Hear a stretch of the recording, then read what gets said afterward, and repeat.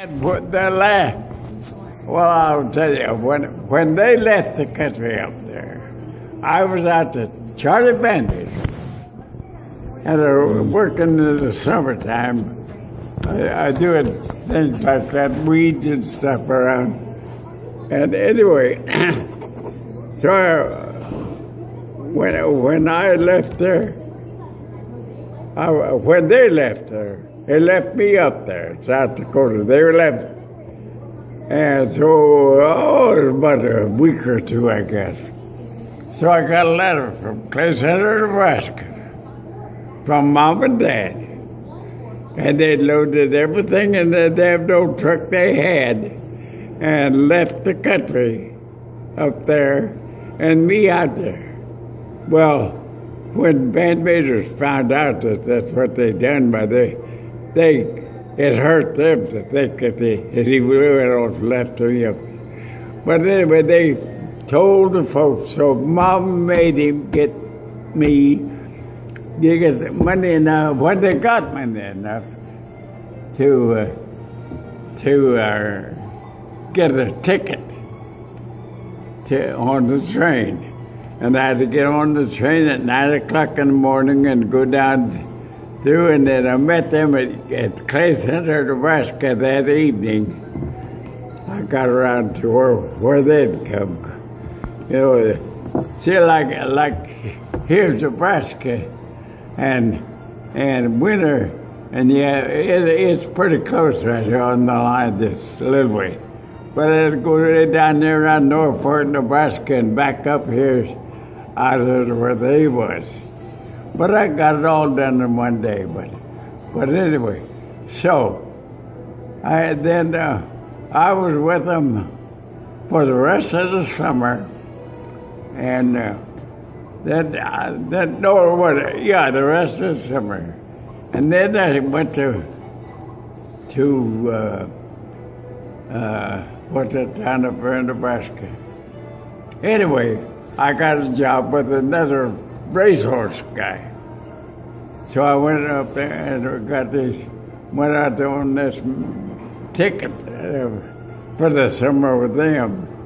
And then after we stayed up for Husker Club that winter in a tent on the south side of a barn. They had it warm and nice, but that's the way I left South Dakota. And then the next spring, why, I got a job with Allen Brothers, and they had better race horses and business. So I went up, and we went out to Butte, Montana, Calgary, Canada, Winnipeg, and back down to Kansas City. And then that fall, I left the racetrack. I never did go back, and I got a job out at that ranch. That's where I worked for over 3 years. I was at that cattle ranch. Did you go out there? Mm-hmm. Yeah. Well, it wasn't like that then. But that's the ranch anyway. Yeah. At that time, Smith lived there in the old farmhouse, country farmhouse that was there, but they had it all fixed up nice as they lived, and then us guys stayed over here in the bunkhouse, and there was a cookhouse over there at that time where Mr. Starks done the cooking for them and us. And he done the chores right there. But Mr. Drake and I hauled the cottonseed cake out and fed them cattle, rounded them up every morning, three pastures of them. And so many, because if you get too many in one pasture, then some of the cattle get more and some don't get enough to eat. So I had them split up in threes. And we could that way then, and we just load these in a long wagon, longer from here to that thing right there, and set them in there. And we cut the sacks, the sack was sewed in across the top. We cut the sack, whatever we were going to feed that pasture. Then we start to team down that thing. And these troughs were down here and around here and back over here. But that team would go right down, straddle that thing, and we, first one of us would pour this feed out in the trough, and then the other one, always while they were going around there. And that's the way we got to feed to them before they could all get too much of it, and some didn't get any, because we just keep them going, put them right down, and we just watch them go right back up and pour out feed, first one and then the other, in them troughs. And we had to feed them three pastures of cattle every day, all winter long. And when there was snow on the ground, when we got through feeding that cattle like that, well, then we had to go out there and haul hay out of the field. Load it on the hayrack, haul out there, and just roll it off so they could get to that in a hurry. Mr. Drake and I had done that. Yeah, and then, of course, as quick as they could get down to the pasture again, there wasn't a lot of snow, well, then they let them eat at the pasture. I mean, we would depend on that. They got their feed just the same, but they couldn't eat cattle, a horse or paw and get through to the grass. But a cow won't do that. You know that a cow don't have any upper teeth across here? They don't. But they bite off that grass with that big tough lip that they got. Yeah, they don't have any teeth across the front. They do at the bottom and back there to chew. But they don't have any across here. A horse or a cow? Huh? A horse or a cow? Yeah. Anyway, I worked there about 3.5 years. And then I finally decided that.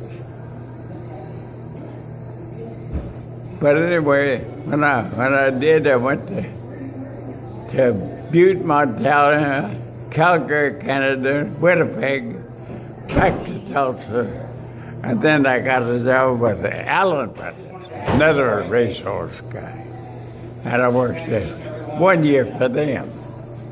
Oh, but they didn't pay you a lot, don't get me wrong, but they paid you better.